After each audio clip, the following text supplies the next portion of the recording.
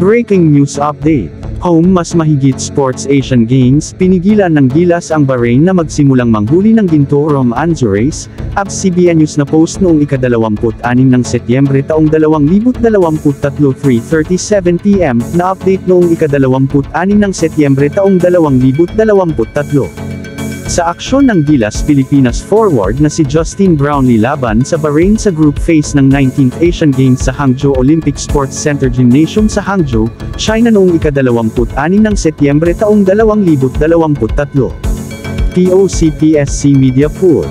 Sa aksyon ng Gilas Pilipinas forward na si Justin Brownlee laban sa Bahrain sa group phase ng 19th Asian Games sa Hangzhou Olympic Sports Center Gymnasium sa Hangzhou, China noong ika-26 ng Setyembre taong 2023. TOCPSC Media Pool.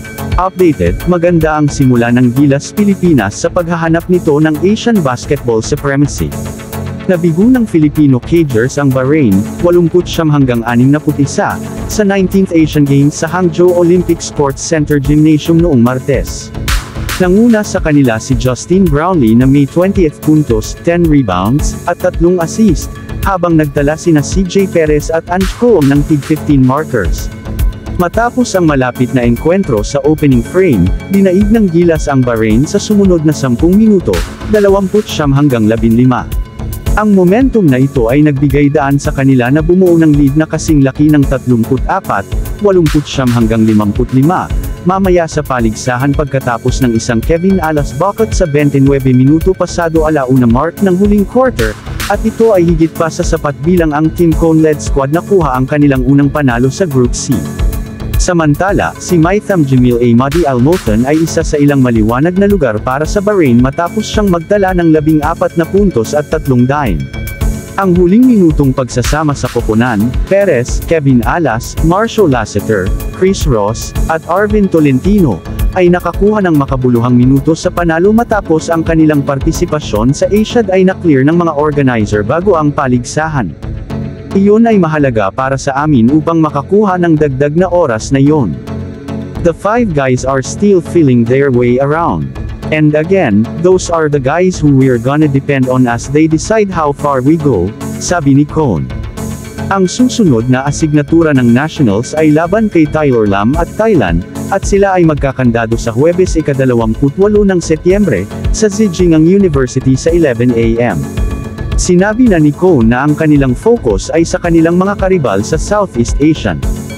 We didn't play Thailand in the Southeast Asian Games. Pero nakita natin sila sa SEA Games, but we're not matched up against them. Na-knockout sila ng Cambodia, he noted.